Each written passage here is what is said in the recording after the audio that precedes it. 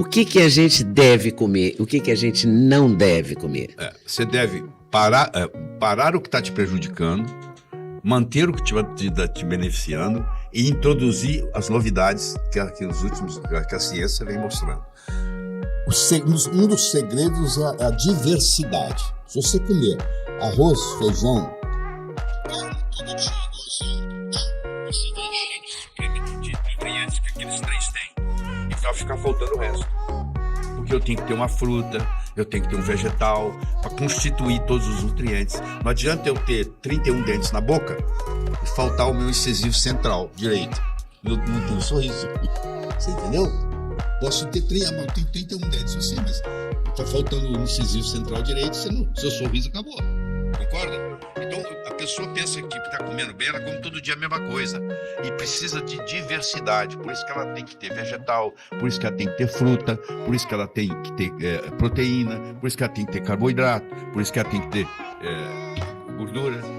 E aqui tem um problema muito sério, porque o povo em geral pensa que gordura engorda. Porque tem o mesmo nome, gordura, né? Não, o que engorda é carboidrato.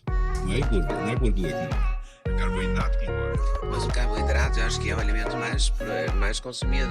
Porque não é só culpa da falta de informação ou do prazer de comer, é porque também é o mais barato. Né? Se você pensar que o macarrão, que o biscoito é mais barato que o brócolis, e o povo não tem essa cultura também. Era preciso fazer uma aula de alimentação desde o colégio. Mas mesmo entre os profissionais não existe consenso. Tem muito cardiologista que fala que colesterol, não, a maioria, acho que eu sou radical. O colesterol é nocivo. O colesterol não é bandido. O colesterol é um importante nutriente. Todos os hormônios esteroidais vêm do colesterol. A vitamina D3 vem do colesterol. As 37,9 trilhões de células tem na membrana colesterol. Entendeu? O cérebro é 2% do peso do corpo e armazena 25% do colesterol do corpo. Você acha que o Criador, Deus, vai só se tivesse uma sacanagem cósmica para ele colocar um veneno concentrado lá no cérebro? Não faz sentido. E por que todo mundo toma remédio para baixar o colesterol? Porque eles aprenderam a baixar o colesterol, só isso. Eles aprenderam a baixar. E quem começou lá atrás começou errado. Eles deram colesterol para coelho. E o coelho desenvolveu aterosclerose. Mas o coelho é herbívoro. O coelho não pode comer coisa animal. E colesterol é coisa animal. Tá? Você lembra da vaca louca? A doença da vaca louca? Sim. Então, sabe por que surgiu a doença da vaca louca? Não, você imagina. Eles aproveitam tudo do boi, né?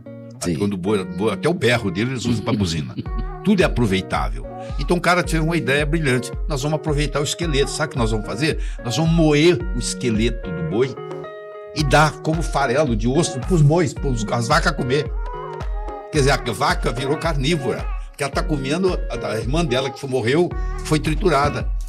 E aí, como as vacas começaram a comer farelo de osso, isso no corpo, outro nome feio, forma um prion, e o prion causou a doença da vaca louca. Que loucura isso. Isso aí teve que matar todo lugar da Inglaterra na época.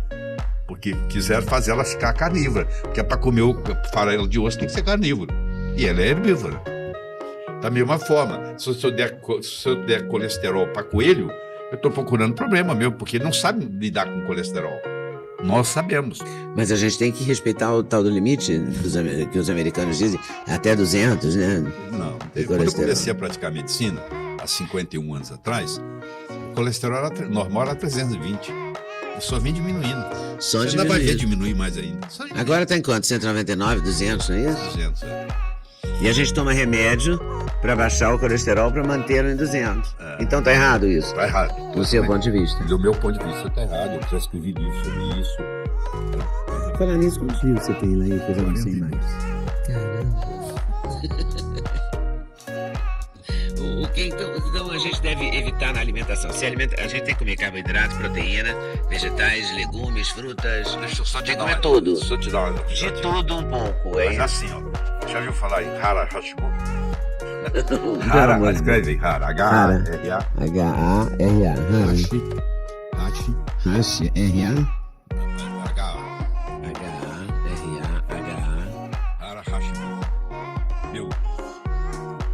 Hara Hashibu. Já ouviu falar disso?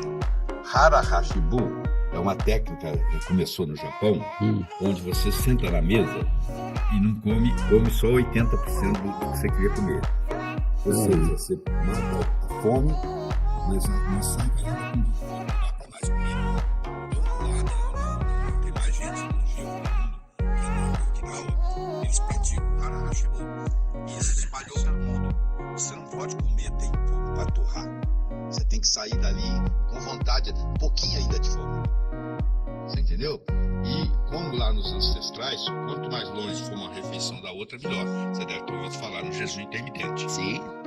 Hoje tem mais de 1.500 livros no Amazon.com sobre jejum intermitente. Quer dizer, se alguém tiver alguma dúvida, é só procurar. E fala-se que é uma técnica de sobrevivência. Eu já entrevistei um médico cuja mulher teve câncer e ele receitou para ela fazer jejum durante, sei lá, 30 dias. E ela ficou fazendo isso e ele acha que houve uma remissão. É verdade. Jesus, Maomé, Moisés, os três concordavam no jejum. Eu nunca conheço que concordavam. Quer dizer que você é um defensor do jejum? Isso, sou um defensor.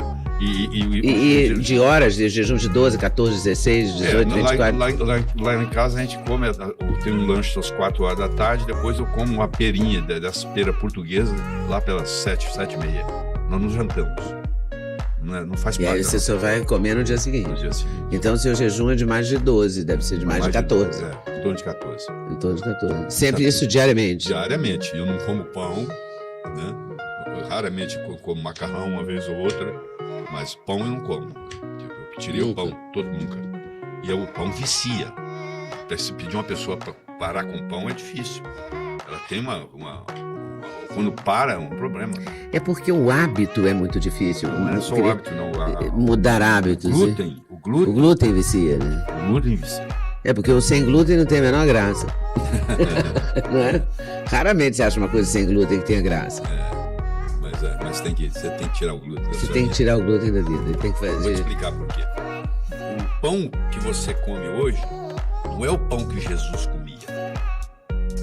Houve uma modificação genética muito grande no trigo durante esse período.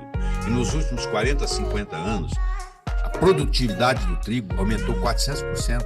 E praticamente tudo isso aumentando o glúten. Então não existe organismo humano que vai se dar bem com glúten. Mesmo que você não tenha problema, você paga um preço por isso. E o glúten tem uma proteína chamada, um monte de nome feio, chamada gliadina. Essa gliadina é uma proteína de muito difícil digestão. E essa gliadina, quando ela cai no intestino, ela estimula a zonulina. A zonulina é a proteína que abre as portas para entrar coisa do intestino no sangue, passar direto. Aí passa a gliadina, ela estimula a zonulina porque ela quer passar, ela quer entrar no sangue. Ela cai no sangue. Quando a gliadina cai no sangue sem ser digerida, ela é considerada pelo organismo como um corpo estranho. E aí é feito um anticorpo contra ela. Um anticorpo antigliadina.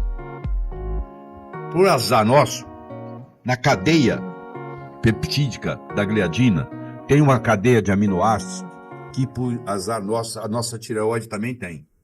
Parecida. Então, quando eu crio um anticorpo antigliadina, na realidade, eu acabei de criar um corpo antitireoide. Isso tem um nome feio também, chama mimetismo molecular, também chamado homologia estrutural.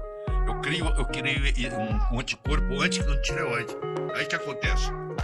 Agora, aquele anticorpo começa a atacar a minha tireoide. Aí eu desenvolvo uma tiroidite Hashimoto. Foi causada pelo glúten.